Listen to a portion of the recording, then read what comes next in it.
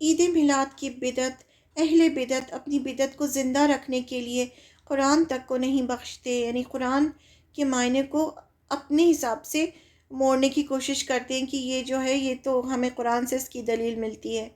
جشن عید میلاد النبی رسول اللہ صلی اللہ علیہ وسلم کی بدعت کو زندہ رکھنے کی ناکام کوشش کرتے ہیں۔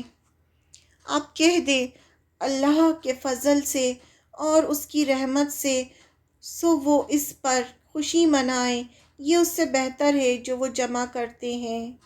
اس کے علاوہ کئی اور قرآنی آیتوں کو بھی بطور ثبوت پیش کر لوگوں کو گمراہ کرتے ہیں۔ یہ چند آیتیں ہیں جس کی وجہ سے وہ گمراہ ہوتے ہیں اور دوسروں کو بھی گمراہ کرتے ہیں۔ وہی ہے جس نے اپنے رسول کو ہدایت اور دین حق عطا فرما کر بھیجا تاکہ اسے تمام ادیان پر غالب کر دے، اور اللہ ہی گواہ کافی ہے۔ اب یہ جو آیت ہے، یہ آیت پھر اس کے بعد میں نیکسٹ آیت ہے، جب عیسیٰ علیہ السلام نے کہا اور اس رسول کی بشارت سنانے والا ہوں جو میرے بعد تشریف لا رہے ہیں جن کا نام احمد ہے، یعنی عیسیٰ علیہ السلام نے، اللہ تعالیٰ نے ہمیں قرآن میں بتایا کہ عیسیٰ علیہ السلام نے آپ صلی اللہ علیہ وسلم کے بارے میں بشارت دی تھی۔ پھر جب وہ واضح نشانیاں لے کر ان کے پاس تشریف لے آئے تو وہ کہنے لگے یہ تو کھلا جادو ہے، یعنی یہ جو آپ صلی اللہ علیہ وسلم کے بارے میں جو آیتیں ہیں اس کو وہ دلیل بنا کے کہتے ہیں کہ قرآن میں تو ہے کہ خوشی مناؤ آپ کے برتھ پر، لیکن یہ جو آیتیں ہیں اس سے ثابت نہیں ہوتا ہے یہ بات۔ بے شک تمہارے پاس تم ہی میں سے ایک رسول تشریف لائے ہیں، تمہاری تکلیف اور مشقت میں پڑنا ان پر سخت گزرتا ہے، وہ تمہارے لیے بڑے طالب اور آرزو مند رہتے ہیں، مومنوں کے لیے نہایت شفیق، بے حد رحم فرمانے والے ہیں۔ پھر اور ایک اور آیت ہے، اللہ کا احسان کہ اس نے مسلمانوں کے لیے انہی میں سے ایک رسول بھیجا۔ اب یہ جو احسانات اللہ تعالیٰ بتا رہے ہیں تو اس سے وہ دلیل نکالتے ہیں کہ یہ اتنا آپ صلی اللہ علیہ وسلم کی ذات تو خود ہی ایک بہت بڑا احسان ہے، اسی لیے تو ہمیں بار بار درود پڑھنا چاہیے، آپ کے لیے دعا کرنی چاہیے، درود شریف پڑھنا چاہیے۔ درود شریف تو خود دعا ہوتی ہے جو ہم آپ صلی اللہ علیہ وسلم کے لیے کرتے ہیں کہ اللہ تعالیٰ آپ پر رحمت کر، برکت نازل فرما،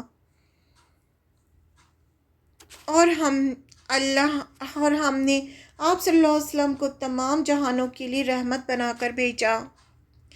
ان قرآنی آیتوں میں سے کسی ایک آیت میں بھی پیارے نبی صلی اللہ علیہ وسلم کی یوم پیدائش کا ذکر نہیں ہے۔ جب ذکر ہی نہیں ہے پھر تو جشن منانے کی بات ہی جہالت ہے۔ اگر وہ لوگ ویسے ایمان لائیں جیسے صحابہ ایمان لائیں تو پھر واقعی ہدایت پائیں گے۔ یہ اللہ تعالیٰ نے خود ہی بتا دیا کہ جیسے وہ لوگ انہیں صحابہ ایمان لائیں، اگر ویسا وہ ایمان لائیں تو ہی ہدایت پائیں گے، تو ہم بھی تبھی ہدایت پائیں گے جب ہم ویسا ایمان لائیں گے جیسے صحابہ ایمان لائے تھے۔ اور اس سے بڑھ کر ظالم کون ہوگا جو اللہ پر بہتان باندھے، جھوٹا بہتان باندھے، اللہ پر الزام لگائے، اس سے بڑا ظالم کون ہوگا۔ رسول اللہ صلی اللہ علیہ وسلم نے فرمایا جو شخص میری طرف سے ایسی بات منسوب کرے جسے میں نے نہیں کہا تو وہ اپنا ٹھکانہ جہنم میں بنا لے۔ کتنی بڑی بات ہے نا کہ آپ صلی اللہ علیہ وسلم کے نام سے کوئی بات غلط کرنا۔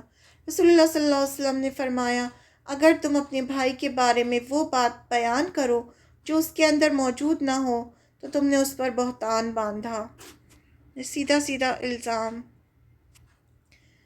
پھر فرمایا واللہ تحقیق کریں اے ایمان والوں، اگر تمہارے پاس کوئی فاسق کوئی خبر لائے تو خوب تحقیق کر لیا کرو، ایسا نہ ہو کہ لا علمی میں تم کسی قوم کو نقصان پہنچاؤ اور پھر اپنے کیے پر پچھتاتے رہ جاؤ۔ یعنی یہ اللہ تعالیٰ کی آیت، اللہ تعالیٰ نے قرآن مجید میں سورہ حجرات کی آیت ہے یہ کہ کوئی بھی چیز ایسی آئے تو اللہ کا حکم ہے کہ اس کی تحقیق کرو، اچھی طرح جانو سمجھو کہ ایسا صحیح ہے یا غلط ہے اور پھر اس پر عمل کرو۔ کس نے آپ کو عید میلاد النبی کا حکم دیا، جشن منانے کا حکم دیا؟ سورہ توبہ میں اللہ تعالیٰ فرماتے ہیں آیت نمبر 31 میں انہوں نے اللہ کو چھوڑ کر اپنے علماء اور زاہدوں کو رب بنا لیا ہے۔ اس آیت کو سن کر عدی ابن حاتم جو پہلے عیسائی تھے پھر بعد میں مسلمان ہوئے، انہوں نے نبی صلی اللہ علیہ وسلم سے فرمایا، یہود اور نصارہ نے تو اپنے علماء کو کبھی عبادت نہیں کی، پھر یہ اللہ تعالیٰ نے کیوں کہا کہ انہوں نے رب بنا لیا ہے اپنے علماء کو؟ کیوں کہا گیا کہ انہوں نے اپنے علماء کو رب بنا لیا گیا ہے؟ یہ سوال کیا انہوں نے آپ صلی اللہ علیہ وسلم سے۔ رسول اللہ صلی اللہ علیہ وسلم نے فرمایا، ان کے علماء نے جس چیز کو حلال قرار دیا اس کو انہوں نے حلال، اور جس چیز کو حرام کر دیا اس کو حرام ہی سمجھا۔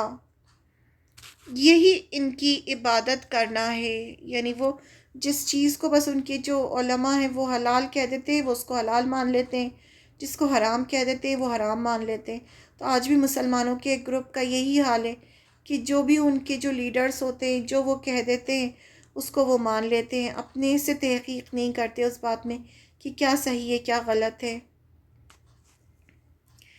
تم اس قرآن کی پیروی کرو، اللہ کا تو حکم ہے سورہ اعراف کی آیت نمبر 3 میں کہ تم اس قرآن کی پیروی کرو جو تمہارے رب کی طرف سے اتارا گیا ہے، اور باطل حاکموں اور دوستوں کے پیچھے مت چلو، تم بہت کم نصیحت قبول کرتے ہو۔ یعنی کسی کے بھی پیچھے اس طرح سے نہیں چلنا چاہیے، اپنی خود تحقیق کرنا چاہیے ہر چیز میں۔ اور دنیا میں اکثر لوگ ایسے ہیں، اگر آپ ان کا کہنا ماننے لگیں تو وہ آپ کو اللہ کی راہ سے گمراہ کر دیں گے۔ یہ سب باتیں اللہ تعالیٰ نے پہلے ہی ہمیں بتا دی ہیں۔ اے نبی، آپ فرما دیجئے، کیا ہم تمہیں ایسے لوگوں سے خبردار کر دیں جو عمل کے حساب سے سخت خسارہ پانے والے ہیں؟ یعنی جو عمل تو بہت کریں گے لیکن اس میں ان کو خسارہ ہی ملے گا۔ یہ وہ لوگ ہیں جن کی ساری کوششیں دنیا کی زندگی میں ہی برباد ہو گئیں، اور وہ یہ خیال کرتے ہیں کہ ہم بڑے اچھے کام انجام دے رہے ہیں۔ یعنی ان کو تو ایسا لگ رہا ہے جیسے ہم بہت اچھے کام کر رہے ہیں، لیکن ان کی ساری کوششیں جو ہوتی ہیں وہ دنیا میں ہی ضائع ہو جاتی ہیں، کیونکہ غلط طریقے سے انہوں نے کیا ہوتے ہیں کام، یہ سوچ کے کیے ہوتے ہیں کہ وہ اللہ کو راضی کر رہے ہیں، جبکہ وہ اللہ کو اور غصہ دلا رہے ہوتے ہیں۔ عبداللہ بن عمر فرماتے ہیں، تمام بدعتیں گمراہی ہیں، اگرچہ بظاہر لوگوں کو اچھی لگیں۔ اور آپ دیکھیں بدعتیں بہت اچھی لگتی ہیں لوگوں کو، کھانا پینا، جلوس نکالنا، پارٹی کرنا، منانا، جو تہوار منانا، یہ سب جو ہے نا لوگوں کو بہت پسند آتا ہے، بہت انجوائے کرتے ہیں وہ۔ جبکہ ہمیں کیا بتایا گیا کہ جو ہمیں خوشی منانے کے 2 دن دیے ہیں اللہ تعالیٰ نے، عید الفطر اور عید الاضحیٰ۔ رسول اللہ صلی اللہ علیہ وسلم نے فرمایا، مجھ سے پہلے جتنی بھی انبیاء گزرے ان پر واجب تھا کہ وہ بھی خیر و بھلائی ان کے لیے جو بھی خیر و بھلائی ان کے لیے جانتا تھا اپنی امت کی اس کی طرف رہنمائی کرے، اور جو بھی شر ان کے لیے جانتا تھا اس پر ان کو متنبہ کرے۔ یعنی جتنے بھی پیغامبر تھے ان کا کام تھا کہ اپنی جو امت ہے اس کو جو شر سے اور جو بھی چیز اللہ نے لکھی ہے ان کے لیے اس سے خبردار کریں اور وہ بتائے ان کو۔ کیا رسول اللہ صلی اللہ علیہ وسلم نے فرمایا وہ تمام باتیں امت کو نہیں بتائیں جن پر امت کو عمل کرنا تھا؟ کیا رسول اللہ صلی اللہ علیہ وسلم نے وہ نہیں بتایا ہم کو جس پر عمل کرنا تھا؟